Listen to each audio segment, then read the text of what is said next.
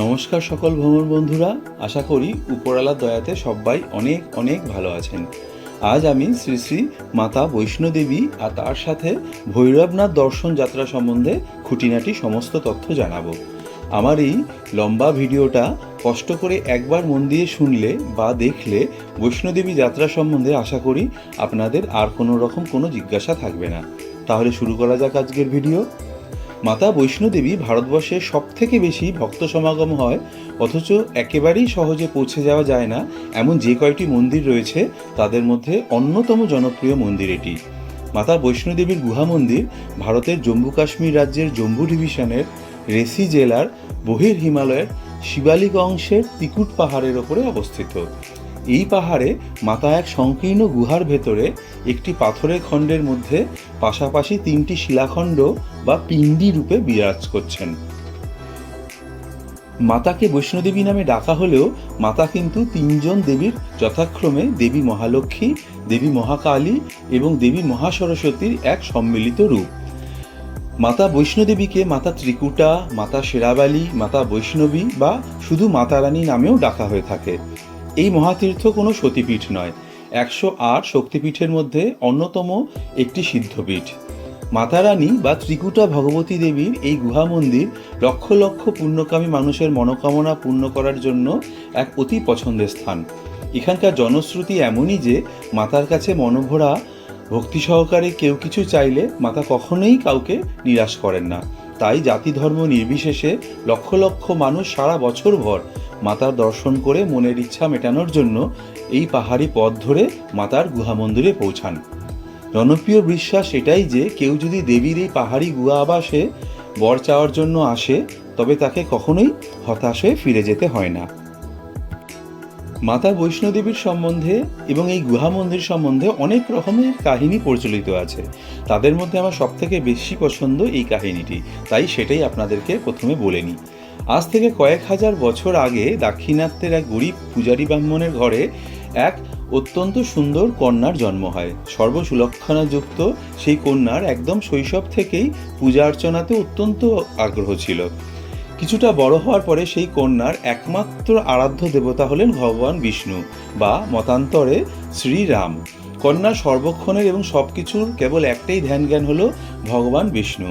দিন কাটতে কাটতে সেই কন্যা যখন কৈশোরে পৌঁছালো তখন তার পিতামাতা তার বিয়ের জন্য পাত্র খোঁজাখুঁজি শুরু করবেন বলে যখন ভাবছেন, তখন তাদের মনের ভাব বুঝতে পেরে সেই কন্যা বাড়ির সকলকে পরিষ্কার করে জানিয়ে দিলেন যে কেউ যদি তাকে বিয়ে করেন তবে সে হবেন কেবলমাত্র ভগবান বিষ্ণু বা মতান্তরে শ্রীরাম। এদেরকে ছাড়া সেই কন্যা আর কাউকে কোনোভাবেই বিয়ে করবেন না। তখন বাড়ির সবাই তাকে বোঝাতে লাগলো এই বলে যে তা তো কখনো সম্ভবপর নয়, কারণ কন্যা যাকে বিয়ে করতে চাইছেন তিনি তো আর কোনো সাধারণ মানুষ নন, তিনি হলেন স্বয়ং ভগবান বিষ্ণু বা স্বয়ং শ্রীরাম। তাকে বিয়ে করতে পারা যে এক কথাতে অসম্ভব। কিন্তু সেই কন্যা তার নিজের সিদ্ধান্ত অবচল। সারাদিনে তার শুধু একটাই কাজ, ভগবানকে তার সমস্ত ভালোবাসা দিয়ে পূজা অর্চনা করা আর তার কৃপা লাভ করার চেষ্টা করা। যদি ভগবান তার ধ্যান ও প্রার্থনাতে সন্তুষ্ট না হন তবে সেই কন্যা সারা জীবন ব্রহ্মচর্য পালন করে বিষ্ণু তপস্যা করে সারাটা জীবন কাটিয়ে দেবেন, এই তার মনোবাঞ্ছা। সেই কন্যার অত্যন্ত নিষ্ঠা আর আকুতি দেখে স্বয়ং বিষ্ণু প্রসন্ন হলেন সেই কন্যার সাথে দেখা করার জন্য। তারপরে তিনি সেই কন্যাকে দেখা দিলেন আর বললেন যে তোমার মনের এই যে একমাত্র ইচ্ছা তুমি আমাকে বিয়ে করবে, কিন্তু আমি তো আমার স্ত্রীরূপে লক্ষ্মীকে বা মতান্তরে সীতাকে ছাড়া আর কাউকে তো আমার স্ত্রীর মর্যাদা দেওয়া সম্ভবপর নয়। কিন্তু যেহেতু তোমার আমার ওপরে অগাধ ভক্তি আর ভালোবাসা আছে, তাই তোমার ওপরে খুশি হয়ে আমি তোমাকে এই বর দিচ্ছি যে অনেক বছর পরে এই ধরনীতে কল্কি নামে আমার এক অবতার জন্ম নেবে। তখন আমি সেই অবতার রূপে তোমার সাথে বিবাহ করতে পারবো। ততদিন যদি তুমি আমার জন্য অপেক্ষা করে থাকতে পারো তবে অপেক্ষা করে থেকো, সেই সময়তে আমি অবশ্যই তোমার পতি রূপে গণ্য হব। সেই কন্যা তাতেই মহা খুশি। সুদূর ভবিষ্যতে ভগবান বিষ্ণুকে স্বামীরূপে পাবার আশাতে তখনই সেই কন্যা তার সংসার ত্যাগ করে জনমানব কম এমন এক স্থানে আশ্রম তৈরি করে সেখানেই সাধন ভজন করে দিন কাটাতে লাগলেন। তারপরে সেই কন্যা তখন থেকে, যেহেতু স্বয়ং ভগবান বিষ্ণুর বাগদত্তা স্ত্রী, সেই জন্য সেই পরম সুলক্ষণা কন্যাকে সর্বদিক দিয়ে সর্বোচ্চ করে তুলতে মা মহালক্ষ্মী, মা মহাসরস্বতী এবং মা মহাকালী তাদের সমস্ত গুণাবলী নিয়ে সেই কন্যার মধ্যে সামিল হলেন। সেই কন্যা তখন আর কোনো সাধারণ কন্যা রইলেন না, এক সর্বগুণ সম্পন্না নারীতে পরিণত হলেন। তারপরে সেই কন্যা ধীরে ধীরে বিভিন্ন জায়গায় ঘুরতে ঘুরতে এসে এই ত্রিকুটা পার্বত্যে পাদদেশে একটি আশ্রম প্রতিষ্ঠা করে সমস্ত সময় ধ্যান ও পূজা করে তার জীবন কাটাতে লাগলেন। প্রায় সমস্ত জীবন ধ্যান ও প্রার্থনায় কাটিয়ে সময়ের সাথে সাথে তিনি প্রচুর আধ্যাত্মিক শক্তি অর্জন করতে পেরেছিলেন। ভগবানের ভবিষ্যৎবাণী অনুযায়ী ধীরে ধীরে চারিদিকে তার সুনাম আর মহিমা ছড়িয়ে পড়েছিল। দূর দূরান্ত থেকে অসংখ্য ভক্ত তার কাছে আশীর্বাদ পেতে আর আশ্রমে ভিড় করতে লাগলো তার একটুখানি তার দয়া বা তার একটু সান্নিধ্য পাওয়ার জন্য। সময় অতিবাহিত হওয়ার সাথে সাথে এই অঞ্চলের এক অতি প্রভাবশালী তান্ত্রিক, যার নাম গোরক্ষনাথ, তিনি অত্যন্ত কৌতূহলী হয়ে ওঠেন এই কন্যার ওপরে। তিনি জানতে চান যে চারিদিকে কেন এত হইচই পড়িয়ে গেছে এই কন্যার জন্য, কে এই কন্যা। তান্ত্রিক গোরক্ষনাথ সেই কন্যা সম্পর্কে সমস্ত কিছু জেনে তাকে জানাবার জন্য তার পরম যোগ্য শিষ্য ভৈরবনাথকে আদেশ দিলেন। ভৈরবনাথ তারপর থেকে সর্বক্ষণ সেই কন্যাকে গোপনে পর্যবেক্ষণ করতে লাগলেন এবং দেখতে দেখতে তিনি বুঝতে পারলেন যে এই কন্যা কোনো একজন সাধারণ কন্যা নন, কারণ একজন সাধ্বী হওয়া সত্ত্বেও তিনি সর্বদা একটি তীরধনুক বহন করেন এবং সর্বদা অনেক হনুমান, বানর এবং বিভিন্ন জন্তু জানোয়ারের সাথে একটি হিংস্র সিংহ দ্বারা পরিবেষ্টিত হয়ে থাকেন।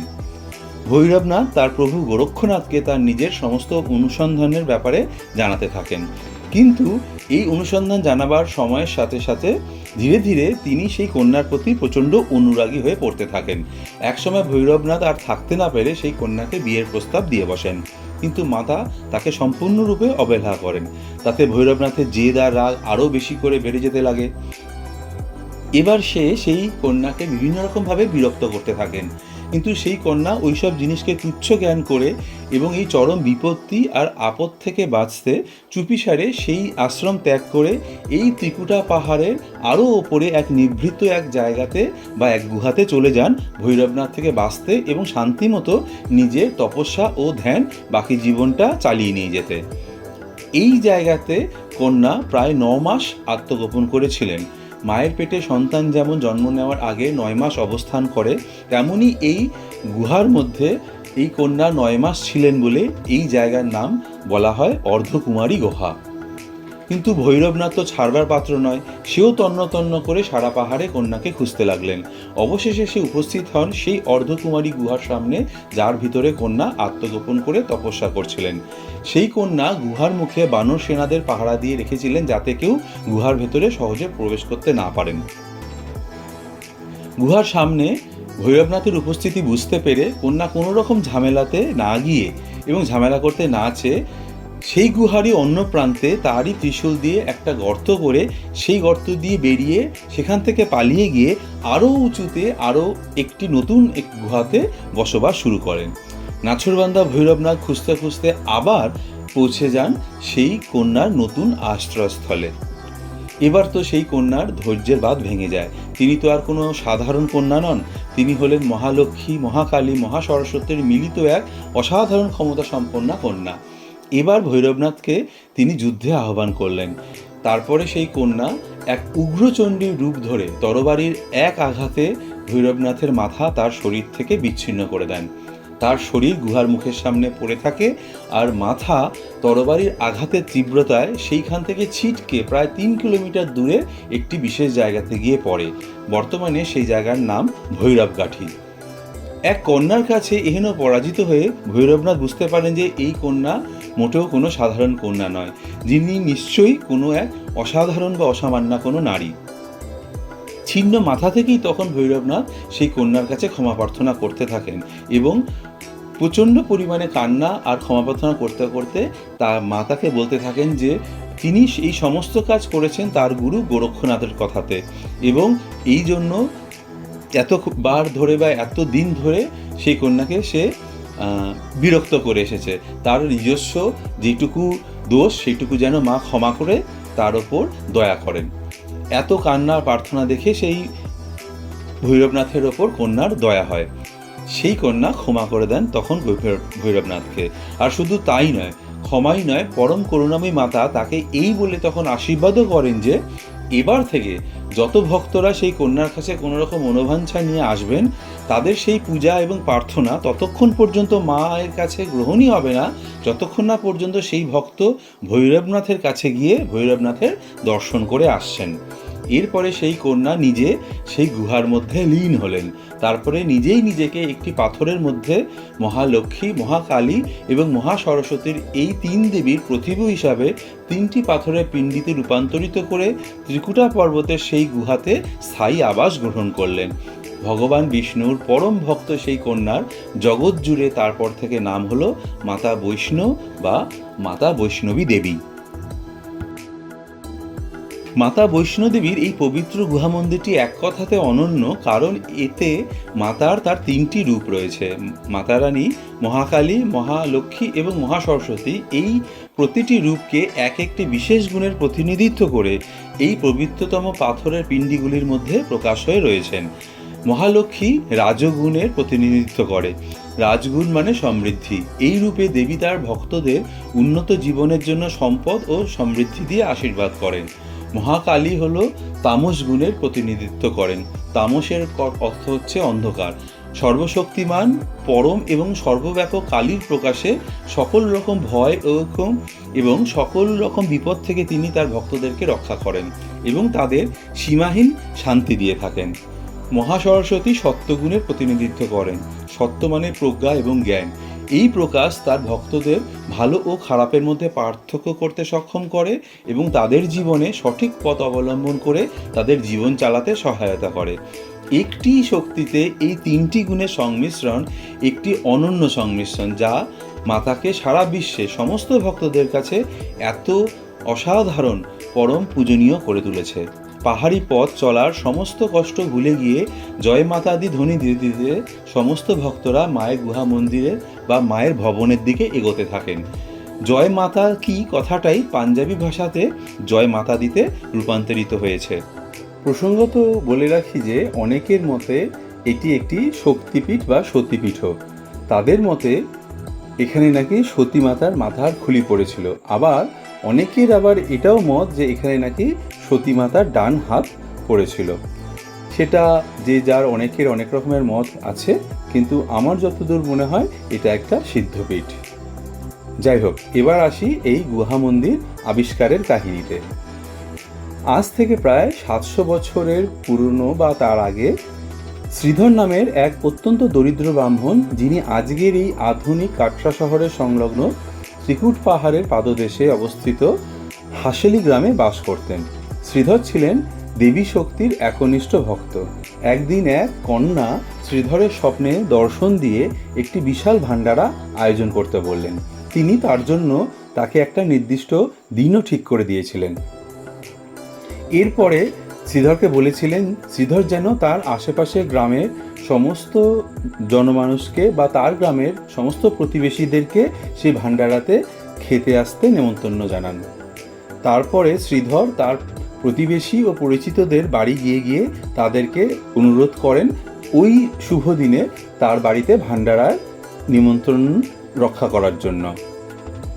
তারপর শ্রীধর তার সমস্ত প্রতিবেশী এবং পরিচিতদের বাড়ি বাড়ি গিয়ে তাদেরকে সবাইকে বলেন যে তারা যেন প্রত্যেকে শ্রীধরকে কিছু কিছু করে কাঁচা খাবার দেন, যেগুলো শ্রীধর ভাণ্ডারার দিনে আগত সকল অতিথিদেরকে রান্না করে খাওয়াবেন। তাদের মধ্যে কিছু কিছু জন শ্রীধরকে কিছু কাঁচা আনাজ দিলেও বেশিরভাগ লোকই তাকে খালি হাতে ফিরিয়ে দেন। আসলে তারা সবাই গরিব শ্রীধরের এই এত লোক খাওয়ানোর বড়লোকি ইচ্ছা এবং সাহসকে অনেক কটূক্তি করেছিল। যাই হোক, ভাণ্ডারার দিন যত ঘনিয়ে আসছিল, ভাণ্ডারার জন্য আমন্ত্রিত অতিথিদের খাওয়ানো নিয়ে শ্রীধরের দুশ্চিন্তাও দিনের দিন বাড়তে থাকলো। কারণ শ্রীধরের কোনো ক্ষমতাই ছিল না ওই অত লোককে খাওয়ানোর মতো। ভাণ্ডারার আগের দিন রাতে শ্রীধর এক পলক ঘুমোতে পারেননি। কোনো রকম আয়োজন ছাড়া কিভাবে তিনি তার অতিথিদের খাওয়াবেন এবং তার ওই ছোট্ট বাসস্থানে তাদেরকে বসার বা থাকার ব্যবস্থা করবেন, এই চিন্তা নিয়ে তিনি সারা রাত কাটিয়ে দিলেন।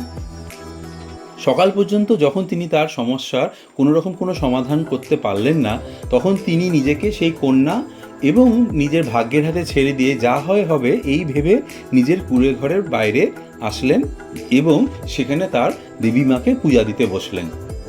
পূজা শেষ হলে শ্রীধর চারিপাশে তাকিয়ে দেখেন যে বিপুল সংখ্যক অতিথিরা দুপুর নাগাদ তার বাড়িতে আসতে শুরু করেছে এবং তার সাথে সাথে তিনি আশ্চর্যজনকভাবে দেখেন যে সেই কন্যা তখন তার কুঁড়েঘর থেকে উপস্থিত হয়ে সকল সেই অতিথিদেরকে আপ্যায়ন করতে শুরু করেছেন এবং তখন শ্রীধর দেখেন যে তার এই ছোট্ট কুঁড়েঘরের ভেতরের জায়গাতে অনেক সংখ্যক অতিথি স্বাচ্ছন্দ্যে জায়গা পেয়েছেন এবং তাদের পরেও অনেক জায়গা অবহেলিত ছিল, যেগুলোতেও আরও অনেক অতিথি এসে বসতে পারবেন। তারপরে তিনি যখন ভাবছিলেন যে কিভাবে তার অতিথিকে তিনি বলবেন যে তিনি তাদের খাওয়াতে পারবেন না, কারণ তিনি কোনো রকম খাওয়ার আয়োজন করতে পারেননি, তখন তিনি আরও অবাক হয়ে দেখলেন সেই কন্যা তারই কুঁড়ে ঘর থেকে বিভিন্ন রকম খাবার নিয়ে বেরিয়ে আসছেন। তারপরে সেই কন্যার কৃপাতে শ্রীধর তার সমস্ত অতিথিদেরকে তাদের নিজস্ব পছন্দের খাবার তার কুটির থেকে খাওয়াতে পেরেছিলেন। ভান্ডারাটি খুব ভালোভাবে সফল হয়েছিল। ভান্ডারা শেষ হলে শ্রীধর সেই কন্যার জাদুকরি বা ঐশ্বরিক ক্ষমতা জানার জন্য আর তিনি কে সেটাও জানার জন্য সেই কন্যার পায়ে পড়লেন, কিন্তু শ্রীধরকে সেই কন্যা কোনো কিছু বললেন না। শ্রীধর তার সাথে সাথে এটাও জানতে চাইলেন যে কেন সেই কন্যা এই অসাধারণ ঘটনার জন্য তাকেই মনোনীত করেছিলেন, কিন্তু সে কথাও শ্রীধরকে কিছু না বলে সেই কন্যা তখন অদৃশ্য হলেন। শ্রীধর তাকে অসংখ্যবার ডাকাডাকি করলেও সেই কন্যা কোনো রকম উত্তর দিলেন না বা তার সামনে এলেনও না। শ্রীধর মনের দুঃখেতে তার পরের দিন থেকে আরও বেশি করে মনে প্রাণে দেবী শক্তিকে পূজা আরাধনা শুরু করলেন। এরপরে কোনো এক সময় শ্রীধরের ভজনাতে তুষ্ট হয়ে সেই কন্যা আবার তাকে স্বপ্নে দেখা দিয়ে বললেন যে তিনি হলেন বৈষ্ণোদেবী, যিনি এই ত্রিকুট পাহাড়ের ওপরে কোনো এক গুহাতে বসবাস করেন। শ্রীধর যেন তার ওই গুহা খুঁজে বার করে দেবীর পূজা অর্চনা শুরু করেন। ভবিষ্যতে দেবী তাকে তার গুহার পথ নির্দেশও দিয়েছিলেন এবং তাকে 4 পুত্র লাভের বরও দিয়েছিলেন। শ্রীধর প্রচণ্ড খুশি হয়ে ভবিষ্যতে গুহার সন্ধানে রওনা হলেন। সেই পাহাড়ের জঙ্গলে অনেক কষ্ট করে সেই পবিত্র গুহা খুঁজে পাওয়ার পর তিনি তার বাকি সমস্ত জীবন মাতার আদেশে মাতার পূজায় কাটিয়ে দেন। খুবই শীঘ্র সেই পবিত্র গুহার খ্যাতি দিকবিদিক ছড়িয়ে পড়ে এবং সমস্ত ধরনের ভক্তরা এই শক্তিশালী দেবীর প্রতি শ্রদ্ধা জানাতে এখানে ভিড় করতে শুরু করেন। সেদিন থেকে আজ পর্যন্ত কেবল সেই শ্রীধর বাবুর বংশধরেরাই বংশ পরম্পরাতে দেবীর পূজা অর্চনা করে আসছেন। অন্য কারোরই মাতার এখানে পূজার কোনো অধিকার নেই। এত বিস্তৃত করে ঘটনাটা হয়তো না বললেও চলতো, কিন্তু আপনারা তো সবাই জানেন যে ভিডিও বড় করা এটা আমার পুরনো অভ্যাস, তাই আপনাদের সাথে পুরো ঘটনাটা শেয়ার করলাম। মাতার গুহা মন্দির বা ভবনে আসতে হলে আপনাকে আসতে হবে ত্রিকুট পাহাড়ের পাদদেশে 2918 ফুট উঁচু কাটরা শহরে। ভারতের বা উত্তর ভারতের প্রায় সমস্ত বড় বড় জায়গা থেকে কাটরা আসার ব্যবস্থা আছে। ডাইরেক্ট বাস সার্ভিস তো আছেই, আর এখন কাটরাতে ট্রেনও পৌঁছে গেছে। স্টেশনের নাম হলো শ্রী মাতা বৈষ্ণোদেবী কাটরা। স্টেশনের কোড হলো SVDK। সারাদিনের প্রচুর ট্রেন সারা ভারতের বিভিন্ন জায়গা থেকে এখানে আসছে। এছাড়া কাটরার সবথেকে কাছের সবথেকে বড় শহর হলো 45 কিলোমিটার দূরের জম্মু। এখানেও সারা ভারত থেকে অসংখ্য ট্রেন রোজ আসছে। জম্মু স্টেশনে নেমে বাইরে বেরোলেই অসংখ্য সাধারণ বাস, এসি বাস, শেয়ার গাড়ি হাঁক মারছে কাটরা যাওয়ার জন্য। বাসের ভাড়া নন এসিতে 100 টাকা, এসিতে 150 টাকা, আর শেয়ার গাড়ির প্রকারভেদে ভাড়া পড়ে 300 টাকা থেকে 500 টাকা মতো। 1.5 থেকে 2 ঘন্টা মতো লাগে জম্মু থেকে কাটরা আসতে। এছাড়া ভারতের বিভিন্ন জায়গা থেকে বাস বা ট্রেন বা প্লেনে করে জম্মু পৌঁছে সেখান থেকে নিজের পছন্দ বা সামর্থ্য মতো গাড়ি করে কাটরা পৌঁছতে হবে। একটা কথা সবসময় মনে রাখবেন, কাটরা পৌঁছাবার আগে কিন্তু পথে প্রচুরবার চেকিং হয়ে থাকে। একটা কথা মনে রাখবেন, জম্মু পৌঁছবার আগেই কিন্তু আপনার মোবাইলে প্রিপেড যদি সিম থাকে তবে সেটা বন্ধ হয়ে যাবে। সমস্ত কোম্পানি কেবলমাত্র পোস্টপেড সিম বা কাশ্মীরের লোকাল সিম এই অঞ্চলে চলে। জম্মু রেল স্টেশনের বাইরে, বাস স্ট্যান্ডে, এয়ারপোর্টের বাইরে বা কাটরাতে অসংখ্য সিম পাওয়ার দোকান আছে। সেখান থেকে প্রথমে একটা নতুন সিম নিয়ে নিন। আর যদি আপনার পুরনো সিমটা পোস্টপেড হয়ে থাকে তবে তো কোনো প্রবলেম নেই, প্রথম থেকেই সেই সিমটা আপনার কাজ করবে। জম্মু আর কাটরাতে এয়ারটেল, জিও, আইডিয়া, বিএসএনএল সমস্ত রকম কোম্পানির সিম খুবই ভালোভাবে চলে। সুতরাং আপনার যে কোনো ধরনের সিম থাকলেও কোনো রকম অসুবিধা নেই। শুধুমাত্র মাতা বৈষ্ণোদেবীর মন্দিরকে ভিত্তি করেই তৈরি হয়েছে বিরাট জমজমাট বিশাল এই কাটরা শহর। অগণিত বিভিন্ন মানের ও বিভিন্ন দামের হোটেল আর ধর্মশালা নিয়ে এই কাটরা শহর। এখানে থাকার জন্য 50 টাকা থেকে 50,000 টাকা পর্যন্ত হোটেল পাওয়া যায়। একই সাথে অসংখ্য রকমের ও বিভিন্ন মানের খাবারের হোটেল আর রেস্টুরেন্টও রয়েছে শহর জুড়ে। কাটরা শহর সম্পূর্ণরূপে নিরামিষাশী হলেও বর্তমানে অবশ্য কিছু কিছু জায়গাতে পেঁয়াজ ও রসুনের ব্যবহার হয় খাবারে। সারাদিন আপনি যদি এদিক ওদিকে পায়ে পায়েও ঘুরে বেড়ান তাহলেও কাটরা শহরে ঘুরে বেড়াতে আপনার একটুও খারাপ লাগবে না। কাটরা পৌঁছে প্রথমেই আপনাকে ঠিক করতে হবে যে আপনি কখন মন্দির দর্শন করতে যাবেন। মায়ের গুহা মন্দির কাটরা থেকে বা কাটরা শহর থেকে মোটামুটি 15 কিলোমিটার দূরের ত্রিকুট পাহাড়ের ওপরে অবস্থিত। পায়ে হেঁটে, ঘোড়াতে করে, ডুলিতে করে, কিছুটা পথ ব্যাটারি গাড়ি করে আর এছাড়া হেলিকপ্টার করেও কাটরা থেকে মায়ের ভবনে পৌঁছাতে পারা যায়। হেলিকপ্টার নিয়ে সমস্ত রকম তথ্য আমি একটা অন্য ভিডিওতে বলবো। আজ হেলিকপ্টার ছাড়া বাকি সব ধরনের যাত্রা সম্বন্ধে আপনাদেরকে জানাবো। মায়ের মন্দিরে যাত্রা করার জন্য শুধুমাত্র হেলিকপ্টার ছাড়া বাকি সমস্ত রকম পদ্ধতিতেই, অর্থাৎ পায়ে হেঁটে বা দুলিটে করে বা ঘোড়াতে করে যেতে গেলে যেভাবেই হোক না কেন মায়ের ভবন পৌঁছানোর জন্য একজন তীর্থযাত্রীর কাছে সবথেকে গুরুত্বপূর্ণ কাজটি হলো যাত্রার জন্য রেজিস্ট্রেশন করা। কাটরা পুরনো বাস স্ট্যান্ডের কাছে যাত্রী রেজিস্ট্রেশন কাউন্টার বা ওআইআরসিতে এই যাত্রার রেজিস্ট্রেশন করা হয়। যাত্রার রেজিস্ট্রেশন অনলাইনেও করতে পারা যায়, এটাও আমি ওই অনলাইনের ভিডিওটাতে বলবো। সমস্ত তীর্থযাত্রীদেরকে যাত্রা শুরু করার আগে নিজেদের রেজিস্ট্রেশন করাতেই হবে। রেজিস্ট্রেশনের কাজটি শুধুমাত্র শ্রী মাতা বৈষ্ণোদেবী শ্রাইন বোর্ডের দ্বারাই করা হয়ে থাকে। অন্য কোনো রকম কোনো বেসরকারি বা সরকারি সংস্থা এই যাত্রার রেজিস্ট্রেশন ইস্যু করার জন্য অনুমোদিত নন। রেজিস্ট্রেশন প্রক্রিয়া সম্পূর্ণ বিনামূল্যে হয় এবং এটি সম্পূর্ণরূপে কম্পিউটারাইজড। এই প্রক্রিয়াটি যাত্রার রেজিস্ট্রেশন কাউন্টার অফিসে করা হয়, যা ওয়াইআরসি নামেও পরিচিত। এই ওয়াইআরসি কাটরা পুরাতন বাস স্ট্যান্ডের পাশেই অবস্থিত। এখানে এসে প্রতিটি যাত্রীকে তার নাম, প্রাথমিক তথ্য রেজিস্ট্রেশন করার পরে ঘটনাস্থলেই ছবি তুলে নেওয়া হয় এবং তাকে RFID যাত্রা অ্যাক্সেস কার্ড দিয়ে দেওয়া হয়, যেটা তাকে প্রধান মন্দিরে যাত্রা করার জন্য ডকুমেন্টারি অনুমতি দিয়ে থাকে কিছু সময়ের জন্য। খুব ভালোভাবে মনে রাখতে হবে যে যাত্রীকে RFID কার্ড ইস্যু করার 6 ঘন্টার মধ্যেই বাণগঙ্গা অবস্থিত প্রথম চেক পয়েন্টের চেকপোস্ট পেরিয়ে যেতে হবে, যা এই ওআইআরসি সেন্টার থেকে প্রায় 2 কিলোমিটার দূরে অবস্থিত। 6 ঘন্টার পরে যদি কেউ এই চেকপোস্ট পার করতে চায় তবে তার যাত্রা অ্যাক্সেস কার্ডটি বাজেয়াপ্ত করা হবে এবং সেই যাত্রীকে আবার ওআইআরসি সেন্টার থেকে নতুনভাবে একটি নতুন যাত্রা অ্যাক্সেস কার্ড নিতে হবে। সমস্ত যাত্রীর সমগ্র যাত্রাকে সুবিধাজনক, দক্ষ এবং মসৃণ করে তোলার জন্য এই পদ্ধতিটি বাধ্যতামূলক। এখানে আরও উল্লেখ্য এই যে FRID যাত্রা অ্যাক্সেস কার্ড ছাড়া কোনো যাত্রীকে বাণগঙ্গার পরে থেকে আর সামনে এগিয়ে যাওয়ার অনুমতি দেওয়া হয় না। এই চেকপোস্ট থেকেই তাকে ফেরত দিয়ে দেওয়া হয়।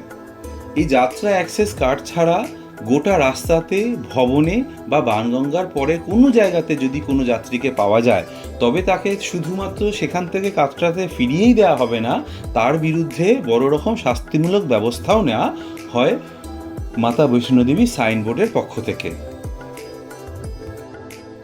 মনে রাখবেন যে প্রতিটি ভক্ত বা যাত্রীকে একটি পৃথক RFID যাত্রা অ্যাক্সেস কার্ড দেওয়া হয়ে থাকে, যা প্রত্যেক যাত্রীকে তাদের গলাতে মালার মতো ঝুলিয়ে রাখতে হয় সব সময়।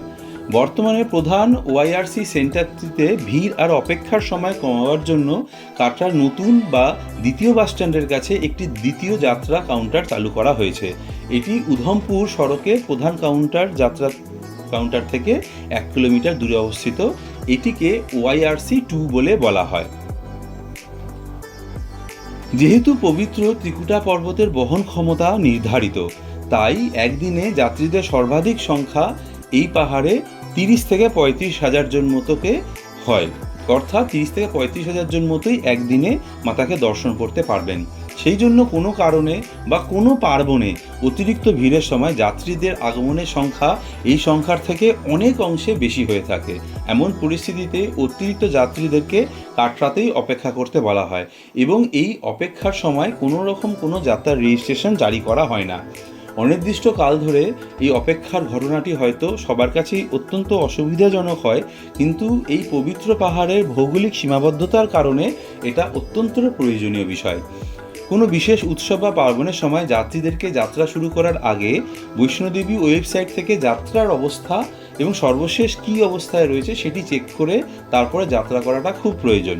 সাইটের অ্যাড্রেস আমি ডেসক্রিপশন বক্সে দিয়ে দিয়েছি। এইবার আপনাকে যাত্রা শুরু করতে হবে। আপনি কাটরাতে যেখানেই থাকুন না কেন, আপনাকে যাত্রা শুরু করার জন্য কাটরা পুরনো বাস স্ট্যান্ডের কাছে আপনাকে আসতেই হবে। এখানে এসে আপনাকে মনস্থির করতে হবে এই যে আপনি কোন পথে মায়ের ভবনে পৌঁছতে চান, কারণ বর্তমানে পুরনো রাস্তা ছাড়াও একটা সম্পূর্ণ নতুন পথ চালু হয়েছে, যার নাম তারাকোট মার্গ। সেই নতুন পথের শুরুর গেট আর পুরনো পথের শুরুর গেট, দুটো গেটেরই দূরত্ব এই পুরনো বাস স্ট্যান্ডের থেকে প্রায় 2 কিলোমিটার মতো।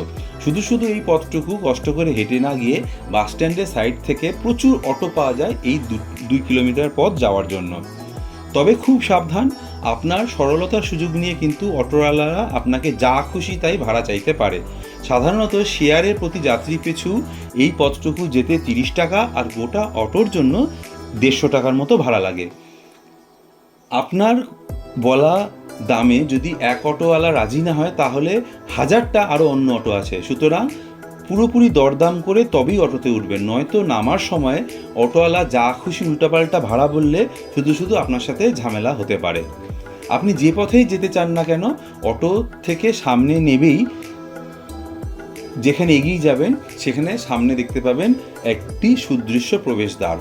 আমি এখানে পুরনো পথে যাত্রার কথা বলবো, কারণ শুনেছি নতুন তারাকোটের পথ কিছুটা চড়াই কম হলেও সেই পথে কোনো রকম দোকানপাট নেই বা নেই কোনো ঘোড়া বা ডুলির ব্যবস্থা।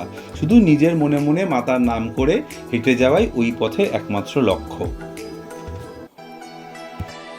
পুরনো পথে যাত্রা শুরুর এই স্থানের এই প্রবেশদ্বারের এলাকার নাম বানগঙ্গা, যা 3378 ফুট উঁচু। কথিত আছে যে মা নিজের পিপাসা মেটানোর জন্য মতান্তরে জন্তু জানোয়ারদেরকে পিপাসা মেটানোর জন্য নিজের হাতে নিজে বান পাহাড়ের গায়ে নিক্ষেপ করে জল আনিয়েছিলেন, তাই এই জায়গার নাম বানগঙ্গা। লাইন দিয়ে নিজের ব্যাগপত্র মেশিনে চেক করিয়ে আর নিজেকেও চেক করিয়ে গেটের ভেতরে প্রবেশ করতে হবে। এবার আপনি ঠিক করুন যে আপনি কিভাবে যাত্রা করবেন, পায়ে হেঁটে, না ঘোড়াতে, না ডুলিতে। যদি হেঁটে যাত্রা করতে চান তবে রাস্তার ধারে থাকা বিভিন্ন দোকানগুলোর থেকে কোনো একটা থেকে 30 টাকা দিয়ে একটা লাঠি কিনে নিন। মনে রাখবেন যে এই গোটা যাত্রাপথে লাঠিটা আপনার কাছে প্রচণ্ড রূপে প্রয়োজনীয় হয়ে পড়বে।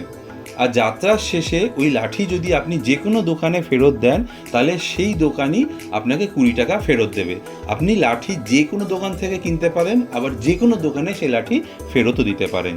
আর আপনি যদি ঘোড়া বা ডুলি করে যেতে চান তবে সামনেই থাকা কাউন্টার থেকে সঠিক টাকা দিয়ে স্লিপ নিয়ে নিন। সমস্ত কিছু রেট চার্ট এখানে সুন্দর করে সামনে টাঙানো থাকে। মনে রাখবেন যে গোটা যাত্রাপথে অনেক সময় পুলিশরা ঘোড়া বা পালকি স্লিপ আপনার কাছ থেকে দেখতে চাইতে পারে, তাই স্লিপ ছাড়া কাউকে কোনো রকম টাকা দিয়ে রফা করবেন না। কেউ যদি চার্টের অতিরিক্ত টাকা আপনার কাছে চায় তবে অবশ্যই কাছে থাকা যে কোনো মন্দির অফিসে জানাতে পারবেন। যদি পালকি বা ঘোড়াতে করে আপনি যেতে চান তবে তো তারাই আপনাকে ভবন পর্যন্ত পৌঁছে নিয়ে যাবেন। আর যদি আমার মতো হেঁটে যেতে চান তো লাঠিতে ভর নিয়ে জয় মাতাদি নাম নিয়ে আর মাতার নাম মনে করে এগোতে থাকুন। একটু এগোলেই বাম পাশে দেখতে পাবেন বানগঙ্গা স্নানের ঘাট। অনেক লোকজন সেখানে স্নান করে পাশে শিব মন্দিরে পূজা দিয়ে তারপরে মাতার দর্শনের জন্য এগিয়ে যান। যারা তাদের নিজেদের মাথার চুল মানত করে থাকেন, তাদের মাথার চুল কাটার জন্য বিনা পয়সাতে ন্যাড়া হওয়ার জন্য এখানে জায়গা আছে। এই ন্যাড়া হওয়ার আরেকটা জায়গা আছে মায়ের ভবনের কাছে, যেখানে দর্শনের জন্য লাইন শুরু হয় সেইখানে। আমি বাণগঙ্গার জল মাথাতে ছিটিয়ে নিয়ে এগোতে লাগলাম। 2 কিলোমিটার মতো সামনে এগোলে পথের পাশে পড়বে বিখ্যাত গুলশন কুমারের লঙ্গর। দিবারাত্রি অসংখ্য মানুষকে এখানে বিনামূল্যে খাবার খাওয়ানো হয়ে থাকে 365 দিনই। এইখান থেকে রাস্তা আবার দুই দিকে ভাগ হয়ে গিয়েছে। রাস্তা বাম দিকে গেছে শুধুমাত্র হেঁটে চলার জন্য। এই পথে কোনো রকম ঘোড়া পালকি চলে না, দোকানপত্র খুব কম, নেই বললেই চলে এই পথে।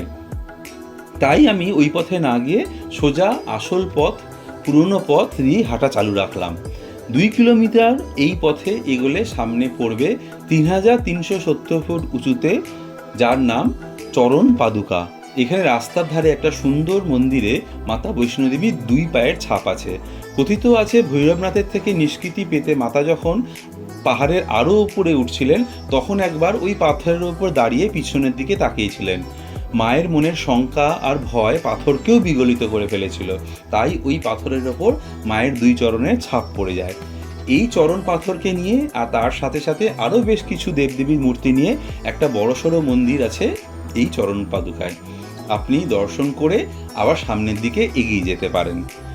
এই পথের 2 ধারে হরেক রকমের দোকানপাট, কি পাওয়া যায় না সেখানে।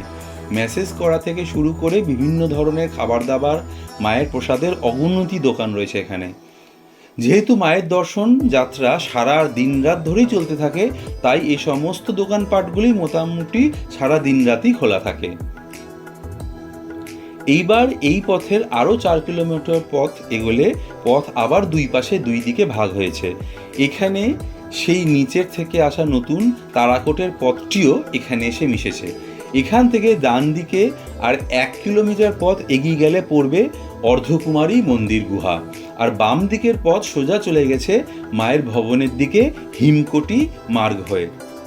এখানে কটা কথা, খুব গুরুত্বপূর্ণ কথা আপনাদেরকে জানাবার আছে। সেটা হলো এই যে এখন থেকে বাম দিকের যে পথ মায়ের ভবনের দিকে গিয়েছে, সেই পথ একদমই সাধারণ চড়াই পথ। কারোর ওই পথে যেতে এতটুকুও তেমন কষ্ট হবে না। কিন্তু ডান দিকে যে পথ গিয়েছে অর্ধকুমারের দিকে, সেই পথ শুধু যে লম্বাতে 1.5 কিলোমিটার বড় তাই নয়, এই পথ পুরোটাই দারুণ চড়াই। এই পথ পার হতে সবাইকে হিমশিম খেতে হবেই হবে। তাই আমি আপনাদের সবাইকে বলবো যে কেউ ওই ডান দিকের পথে না গিয়ে সবসময় বাম দিকের পথ দিয়ে মাতা রানীকে দর্শন করতে যান। যদি আপনার অর্ধকুমারীকে দর্শন করার ইচ্ছা থাকে, তাহলে মাতা রানীকে দর্শন করে ফেরার পথে অর্ধকুমারীকে দর্শন করুন। আর যদি এখানেই 1 কিলোমিটার গিয়ে অর্ধকুমারী মন্দিরে যদি যেও থাকেন, তাহলেও অর্ধকুমারীর মন্দিরের কাছের থেকেও একটা রাস্তা নতুন আছে, যেখান থেকে আবার এই বাম দিকের রাস্তাতে চলে আসা যায়। চেষ্টা করবেন সেই রাস্তা ধরেই আবার এই হিমকোটির মার্গের রাস্তাতে চলে আসতে। কখনোই কিন্তু ওই ডান দিকের পথে দিয়ে যাবেন না।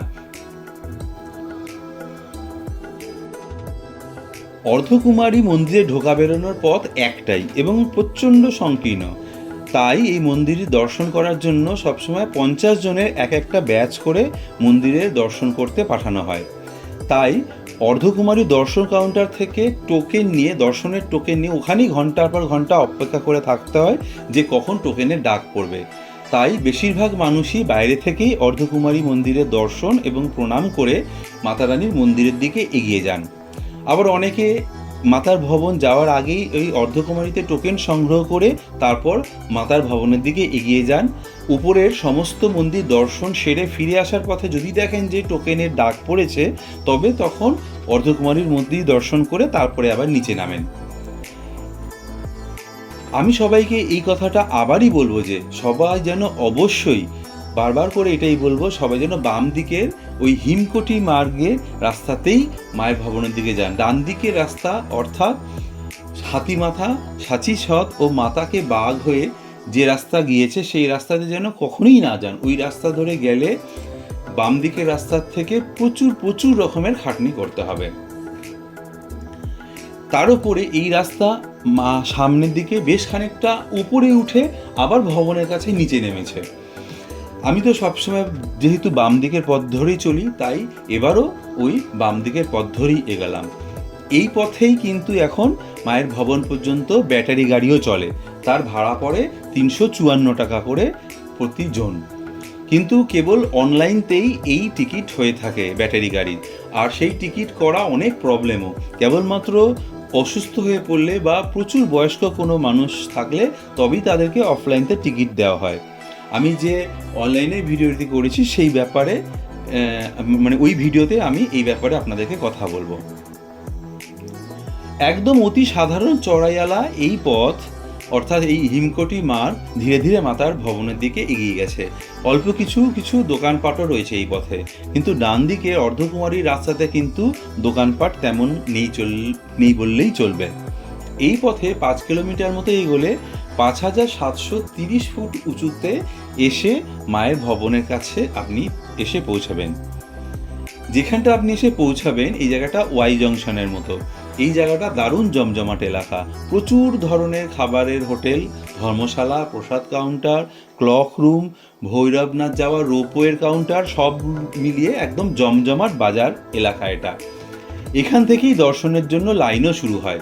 একটু বিশ্রাম নিয়ে বা খেয়ে দিয়ে দর্শনের লাইনে দাঁড়াবার জন্য প্রস্তুত হন, কারণ লাইনে দাঁড়াবার পরও বিভিন্ন সময় বিশেষে আপনাকে কম করে 1.5 ঘন্টা থেকে 3 ঘন্টা লাগবে মায়ের দর্শন পেতে। প্রথমেই ওখানে থাকা যে কোনো একটা লকার বা ক্লক রুমতে আপনার কাছের থাকা ব্যাগ, ঘড়ি, চামড়ার যে কোনো জিনিস, মোবাইল ইত্যাদি জমা রেখে দিন। আপনার সাথে জুতা কাউন্টারে রাখুন, আর নিজের সঙ্গী লাঠিটাকে কোনো একটা চেষ্টা করুন লুকানো জায়গাতে রাখতে, নয়তো দর্শন থেকে ফিরে আসার পর ওই লাঠিকে আপনি আর খুঁজে পাবেন না। মন্দিরে কোনো ধরনের বেল্ট পরে ঢুকতে দেওয়া হয় না, মনে রাখবেন এটা।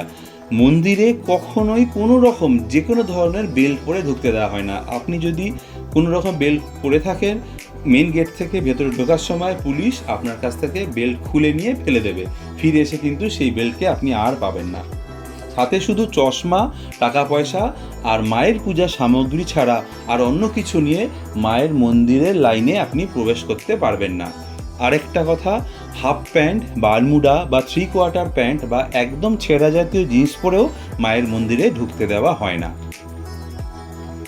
সারাদিনে প্রায় 20 ঘন্টা মতো মন্দির খোলা থাকে ভক্তদের দর্শনের জন্য।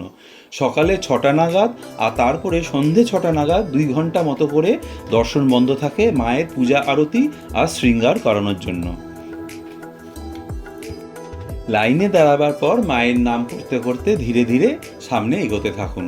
লম্বা লাইন এঁকে বেঁকে নিচে নেমে ওপরে গিয়ে, ডান দিকে গিয়ে, বাম দিকে গিয়ে, আবার ওপরে গিয়ে, আবার নিচে গিয়ে বিভিন্ন রকম হতে হতে প্রায় ওখান থেকেই 2 কিলোমিটার মতো পথ এগিয়ে যাওয়ার পরে আপনি এসে উপস্থিত হবেন মাতার গুহা মন্দিরের সামনে।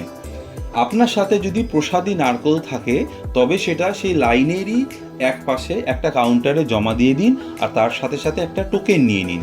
বাকি প্রসাদগুলো আপনার সাথেই থাকতে পারবে। বর্তমানে মাতাকে দর্শন করার জন্য 2টি পথ আছে। পুলিশরা যে কোনো একটাতে আপনাকে দাঁড় করিয়ে দেবে। আগেকার একটি মাত্র সংকীর্ণ গুহাপথ এখন অনেকটা বড় আর প্রশস্ত হয়ে গেছে। সোজা হয়ে ঢুকতে বা বেরোতে কোনো রকম কোনো অসুবিধা হয় না। মোট 3টি গুহাপথ আছে মাকে দর্শন করে আসা যাওয়ার জন্য। ধীরে ধীরে সেই গুহাপথ ধরে এগোতে থাকুন। সবসময় মনে রাখবেন, এত তাড়াতাড়ি আপনাকে দর্শন করে বেরিয়ে আসতে হবে, তার মধ্যে যদি মাতাকে দর্শন না করতে পারেন তাহলে কিন্তু মায়ের দর্শন আপনার মিস হয়ে যাবে। তাই সেই গুহাপথে যখন ঢুকবেন ভেতরে সবসময় বাঁ দিকে খেয়াল রাখবেন। গুহাপথ যেখানে গিয়ে শেষ হয়েছে সেখানেই বাম দিকে দেখতে পাবেন এক সাইডে রয়েছে মাতা রানীর পিণ্ডি। খুব বেশি হলে 5 থেকে 10 সেকেন্ড মতো সময় পাবেন মাকে প্রাণ ভরে দর্শন করাবার জন্য। এরপরেই পুলিশ আপনাকে সযত্নে বাইরের পথ দেখিয়ে দেবে। শুধু হৃদয় ভরা ভালোবাসা আর প্রণাম মাতাকে জানিয়ে বাইরে বেরিয়ে আসুন। বাইরে মাতা শেরাবালির খুব সুন্দর একটা মূর্তি আছে, সেখানে একটু দাঁড়িয়ে মায়ের কাছে আপনার মনের সমস্ত কামনা বাসনা জানান। ইচ্ছে হলে আর পুলিশরা যদি আপনাকে বেরিয়ে যাওয়ার জন্য তাড়া না দেয়, তাহলে ওখানে আরও কিছুক্ষণ দাঁড়িয়ে থেকে মাকে স্মরণ করতেই পারেন। আর যদি মনে হয় যে না, আপনার নমস্কার বা প্রণাম জানানো শেষ, তাহলে এবার বাইরের দিকে এগান। প্রথমেই একটা কাউন্টারে নারকেলের টোকেনটা দিয়ে আপনার জমা দেওয়া প্রসাদী নারকেলটা নিয়ে নিন। আর এরপরে আর কিছুটা এগিয়ে মন্দির কর্তৃপক্ষের দেওয়া প্রসাদ আর একটা কয়েনের ছোট্ট পাউচ একটা কাউন্টার থেকে নিতে কিন্তু কখনোই ভুলবেন না। এরপর যদি আপনার মনে হয় যে একটু বিশ্রাম নেবেন, তো বিশ্রাম নিন, আর তারপরে ভৈরবনাথ দর্শনের দিকে এগিয়ে যান। আর যদি মনে করেন যে ভৈরবনাথ দর্শনের দিকে যাবেন না, তাহলে আবার কাটরার দিকে এগোতে পারেন। আমি এত বছরে এতবার মাতারানীকে দর্শন করতে গিয়ে দেখেছি যে যত মানুষ মাতারানীকে দর্শন করতে যান, তার সিকিভাগ মানুষও ভৈরবনাথকে দর্শন করতে যান না। অথচ কিন্তু বলা আছে এরকমই যে ভৈরবনাথের দর্শন না করলে নাকি মাতারানীর দর্শন সফল হয় না। যাই হোক, এটা পরের কথা। অনেক লোকই সেটা মানে না। বেশিরভাগ লোক শুধু মাতারানীর দর্শন করেই আবার নিচের দিকে ফেরত যান। এখন আপনি কিন্তু চলা শুরু করার আগে আপনার লকার থেকে বা ক্লক রুম থেকে আপনার জমা দেওয়া সমস্ত জিনিসপত্রগুলো ফেরত নিয়ে নিন। আপনার লাঠিটিকেও সেখান থেকে নিয়ে নিন, কারণ আপনি কিন্তু এই পথে আর ফিরে আসবেন না, আপনি অন্য পথে কাটরাতে নামবেন। একটা কথা মনে রাখবেন, ক্লক রুমেতে বা লকারে কোনো রকম মালপত্র রাখতে বা জুতা রাখতে কোথাও কোনো রকম কোনো পয়সা লাগে না। যদি এবার আপনার মনে হয় যে ভৈরবনাথ যাবেন, তো তাহলে ভৈরবনাথের দিকে এগান। আর যদি মনে হয় যে না, আপনি কাটরাতে ফিরে যাবেন, তাহলে আপনি সোজা সামনের দিকে যান। আপনি কিন্তু যে পথে, অর্থাৎ হিমকুণ্ডুর যে পথে আপনি এসেছেন সেই পথে কিন্তু যাবেন না, আপনি সোজা সামনের দিকে এগিয়ে যান। মায়ের ভবন থেকে 3 কিলোমিটার উঁচুতে বাবা ভৈরবনাথের মন্দির। মোটামুটি খুব ভালো চড়াই এই পথ। তবে ভবনের সামনের থেকে সকাল 7টা থেকে বিকেল 5টা পর্যন্ত রোপওয়ে চলে ভৈরবনাথ মন্দির যাওয়ার জন্য। ভাড়া লাগে প্রতিজন পিছু আসা যাওয়া নিয়ে 100 টাকা মাত্র। রোপওয়ের কেবল কারতে ওঠার জন্য আপনাকে বেশ কয়েক ঘন্টা লাইন দিয়ে অপেক্ষা করে থাকতে হলেও কেবল কারেতে করে ওপরে পৌঁছাতে কিন্তু আপনার মাত্র 5 মিনিট লাগবে নিচের ভবন থেকে ভৈরবনাথ মন্দিরে পৌঁছাবার জন্য। তাই তাতে অনেকটা অপেক্ষা করতে হলেও অতটা পথ চলার খাটনি পুরোটাই বেঁচে যাবে। রোপওয়ে করে হোক বা হেঁটে হোক ভৈরবনাথ মন্দিরে গিয়ে পৌঁছে ওখানে গিয়ে লাইন দিয়ে দাঁড়াতে হবে মন্দিরে ভৈরবনাথকে দর্শন করার জন্য। এই মন্দিরে ঢুকতে শুধু জুতা খুলে যেতে হয়, বাকি সমস্ত কিছুই অর্থাৎ ক্যামেরা, মোবাইল সব কিছু আপনি আপনার সামনে আপনার কাছে রাখতে পারবেন। শুধুমাত্র একদম মন্দিরের সামনে আর ভিতরে কোনো রকম ক্যামেরা ব্যবহার করতে দেওয়া হয় না।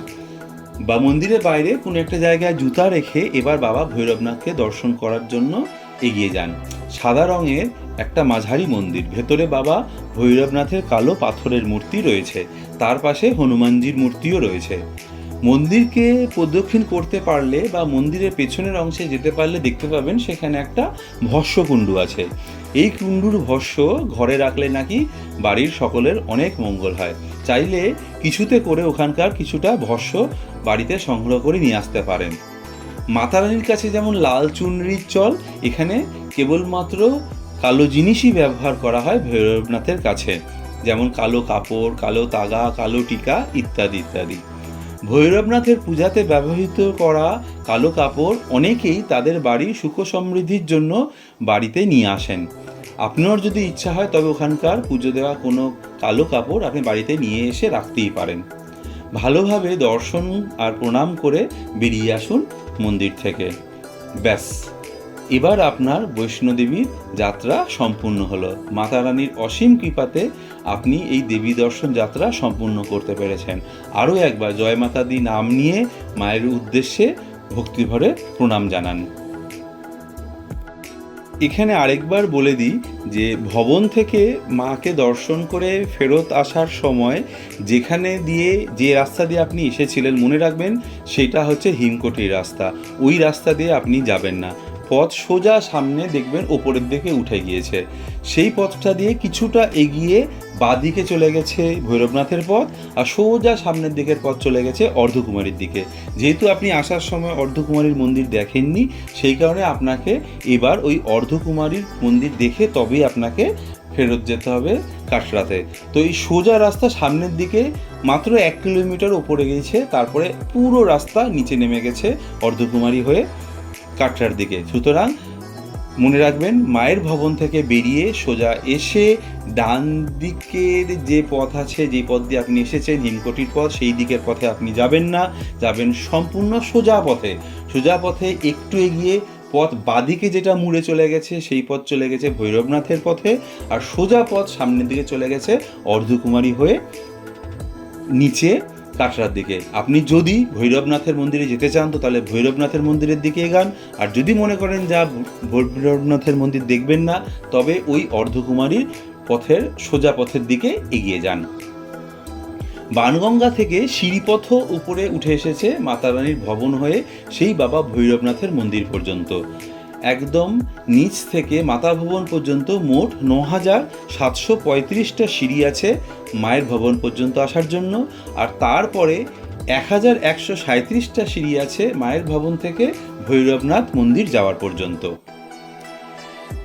যদি কারোর পায়ের দম থাকে তবে কেউ ইচ্ছা করলে এই সিঁড়ি দিয়েও সহজে মায়ের মন্দিরের কাছে চলে আসতেই পারেন। আবার আসি ভৈরবনাথের মন্দিরে কথাতে। এবার ভৈরবনাথ মন্দির থেকে বেরিয়ে আপনি যদি চান তো এলাকাটা একটু ঘুরে ফিরে দেখতেই পারেন, কারণ ভৈরবনাথ মন্দিরের একটু আগে একটা বিরাট চাতাল করা আছে, যেখান থেকে দূর দূরান্তের চারিদিকে দৃশ্য খুব সুন্দরভাবে দেখতে পাওয়া যায়। নিচে মাতারানীর ভবনও খুব সুন্দর করে দেখতে পাওয়া যায়। সামনে পীর পাঞ্জাল পর্বতশ্রেণী থেকে শুরু করে বিশাল দৃশ্য চোখের সামনে দেখতে পাওয়া যায়। ভৈরবনাথ থেকে এবার আপনার নিচে নামার পালা। মন্দিরের সামনের দিকে মুখ করে দাঁড়ালে দেখবেন যে দুটি পথ দুদিকে নিচের দিকে নেমে গেছে। একটি হলো বাম দিকের পথ, যেই পথ ধরে আপনি নিচ থেকে নেমে এসেছেন, নিচ থেকে উঠে এসেছেন। আরেকটি পথ হলো ডান দিকের পথ। আপনি যদি রোপওয়ে করে এসে থাকেন তবেও কিন্তু আপনি ওই রোপওয়ে থেকে করে নিচের ভবন থেকে ওই বাম দিকের পথ থেকেই আপনি এসেছেন এই ভৈরবনাথের মন্দিরে। আর ওখান থেকে যদি আপনি না গিয়ে যদি আপনি এবার অর্ধকুমারীর দিকে রাস্তা দিয়ে যদি নামতে চান তবে আপনাকে কিন্তু ডান দিকের পথ ধরতে হবে। এই ডান দিকের পথ মাতা কি বাঘ, সাঁচি ছাট, হাতি মাথা হয়ে নিচের দিকে নেমে গেছে অর্ধকুমারীর দিকে। যে কাউকে যদি আপনার কোনো রকম সন্দেহ থাকে, যে কাউকে জিজ্ঞাসা করলেই এই পথ আপনাকে দেখিয়ে দেবে। মনে রাখবেন যে আপনাকে অর্ধকুমারীর পথের দিকে যেতে হবে। আর যদি ভৈরবনাথ থেকে যদি মনে করেন যে আপনি রোপওয়ে করে যাবেন, তবে যে পথে আপনি রোপওয়ে এসেছেন সেই পথে রোপের দিকে চলে যান। আমি ওই ডান দিকের পথে অর্থাৎ অর্ধকুমারীর পথে নিচে নামবো, তাই সেই দিকের পথে হাঁটা শুরু করলাম। এই পথ সামনে মাত্র 200 মিটার পর্যন্ত সামান্য উঁচুতে উঠে গিয়েছে। তারপর থেকে সেই পথ সেই যে নামা শুরু করবে, তারপর থেকে শুধু নামা আর নামা। সেই নামা একেবারে বাণগঙ্গাতে এসে থামবে। তো আবার নতুন করে মায়ের নাম করে হাতের লাঠিটি ধরে নিচে নামতে শুরু করুন। পথ এবার অনেকটাই ঢালু। এই খারাপ পথে দেখবেন যে আপনার নামতেই বেশ অসুবিধা হচ্ছে, তবে এই পথে উপরে ওঠার কথা ভাবলে তো আপনাকে শিউরে উঠতে হবেই হবে। যাই হোক, আরও 5 কিলোমিটার মতো একদম খাড়া উতরাই পথ নামার পরে আপনার সামনে আসবে অর্ধকুমারীর মন্দির। এখানে খানিক বিশ্রাম করে নিতে পারেন। যদি অর্ধকুমারীর গুহা দর্শনের টোকেন আপনার কাছে থাকে তবে আপনি দেখে নিন যে কত নম্বর টোকেনের ব্যাচ চলছে। যদি এই গুহা মন্দির দর্শনের আপনার ইচ্ছা থাকেই তবে এখানে আপনাকে আরও কয়েক ঘন্টা অপেক্ষা করে মায়ের গুহা মন্দির দর্শন করে নিন। আর যদি আমার মতো না চান মন্দির দর্শন করতে, তাহলে বাইরে থেকেই নমস্কার করে বাইরে থেকেই মাকে প্রণাম জানিয়ে নেমে চলুন উত্তরাইতে কাটরার দিকে। এখান থেকে প্রায় 7 কিলোমিটার দূরে বাণগঙ্গা মেইন গেট, পুরোটাই উত্তরাই রাস্তা। লাঠিতে ভর দিয়ে নেমে আসুন মেন গেটের কাছে। গেট থেকে বাইরে বেরোবার সময় গেটের কাউন্টারতে আপনার গলায় ঝোলানো যাত্রা অ্যাক্সেস কার্ডটা জমা দিয়ে দিন। আপনার হাতের লাঠিটাকেও এবার কোনো এক গরিব দুঃখী যাত্রীকে দান করে দিন। কি আর করবেন 20 টাকা ফেরত নিয়ে? এরপরে গেটের বাইরে বেরিয়ে আসুন। সামনেই দেখবেন প্রচুর অটো দাঁড়িয়ে আছে, তা সে দিনের বেলাতেই হোক বা রাতের বেলাতেই হোক। আপনি সেই কোনো একটা অটোওয়ালার কাছে গিয়ে আপনার হোটেলের নাম বলে ভাড়া দরদাম করে নিয়ে ডাইরেক্ট চলে আসুন আপনার হোটেলে। এরপরে খেয়ে দিয়ে লম্বা একটা বিশ্রাম নিন।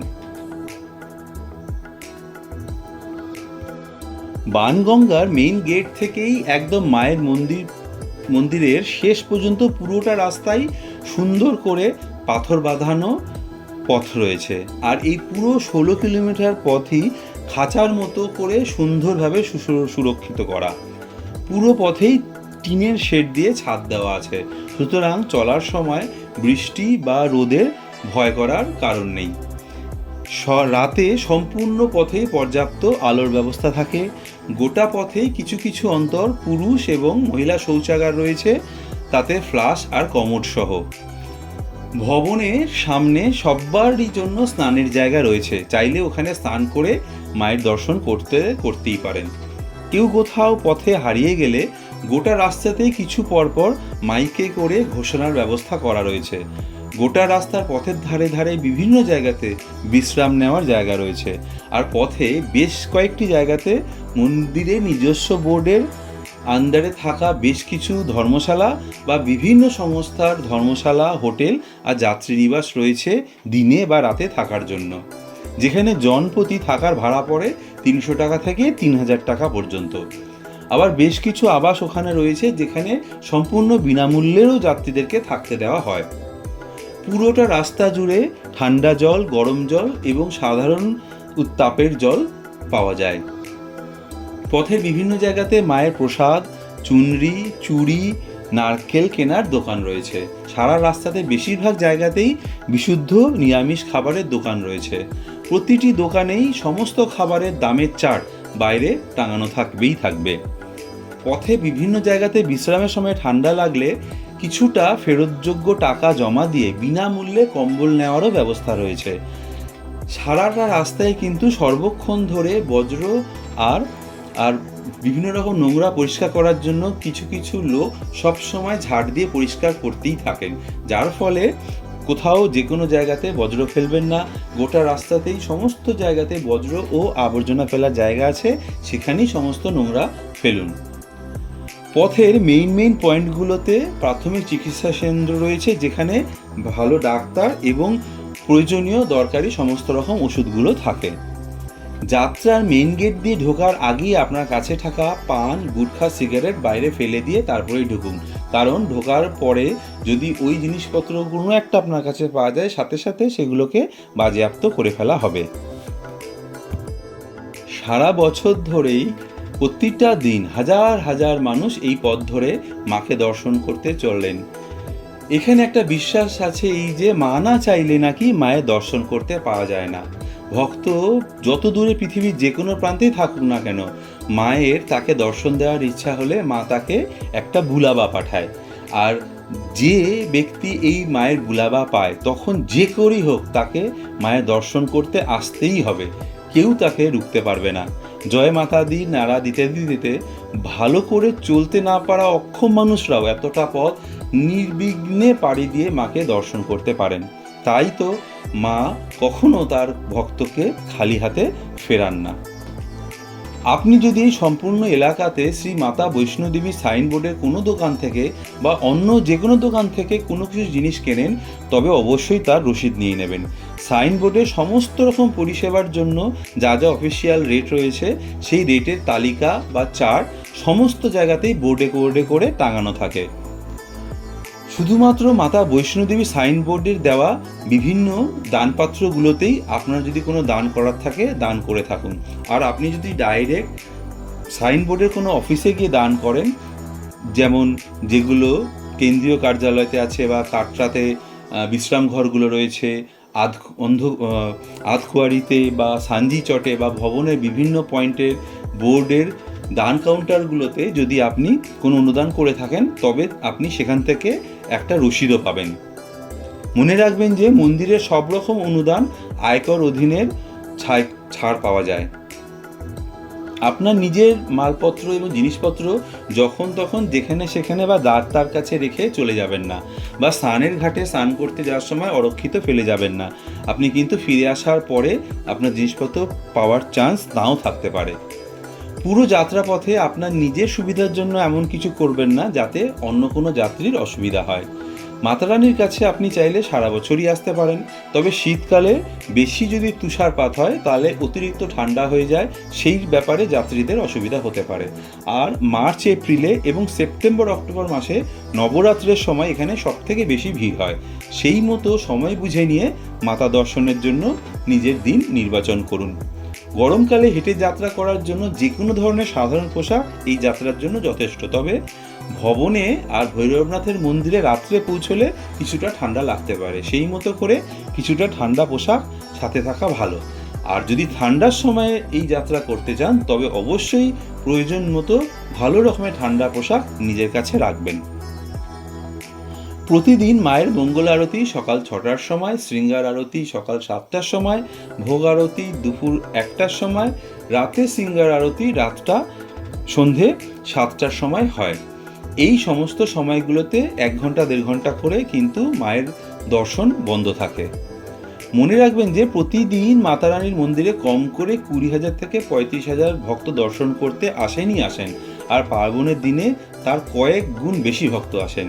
তাই মন্দির কর্তৃপক্ষ কখনো কখনো লাইনবিহীন দর্শন অর্থাৎ আটকা দর্শন বা প্রধান দর্শন বা আরতি দর্শনের জন্য প্রতিদিন 500টি করে পাস ইস্যু করে থাকেন। এই পাস জনসাধারণের জন্য কেবলমাত্র অনলাইনের মাধ্যমেই পাওয়া যায়। আমি আবার অনলাইনের ব্যাপারে যখন ভিডিওটা করব তখন আপনাদেরকে এই ব্যাপারে কীভাবে করতে হয় বলে দেব। সাধারণত বিনা লাইনের দর্শন বা আটকা দর্শন করতে গেলে, অর্থাৎ মানে লাইন ছাড়া দর্শন করতে গেলে বর্তমানে জনপ্রতি 1,000 টাকা করে নেওয়া হয়। আরতি দর্শনের জন্য পবিত্র পিণ্ডির কাছে গুহার ভেতরে দাঁড়িয়ে দর্শন করতে চাইলে প্রতি জনপ্রতি 16,000 টাকা করে নেওয়া হয়। নবরাত্রের সময় বা অন্য কোনো শুভ দিনে কোনো পূজার জন্য বা নিজস্ব কোনো পুজোর জন্য তীর্থযাত্রীদের স্পেশাল বা আটকা দর্শন পূজার জন্য জনপ্রতি আজকের দিনে কম করে 21,000 টাকা করে দিতে হয়।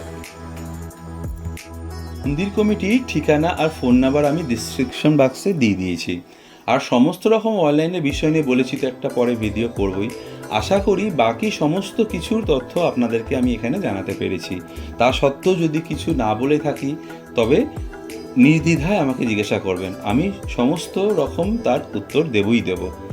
মাতারানী আপনাদের সবাইকে অনেক অনেক ভালো রাখুন, সুস্থ রাখুন, আর ওনাকে দর্শন করার জন্য আপনাদের কাছে বুলাবা পাঠাক, এই শুভকামনা নিয়ে আজকের এই বিরাট লম্বা ভিডিও শেষ করলাম। সবাই অনেক অনেক ভালো থাকবেন। নমস্কার। জয় মাতা কি, জয় ভোলে কি।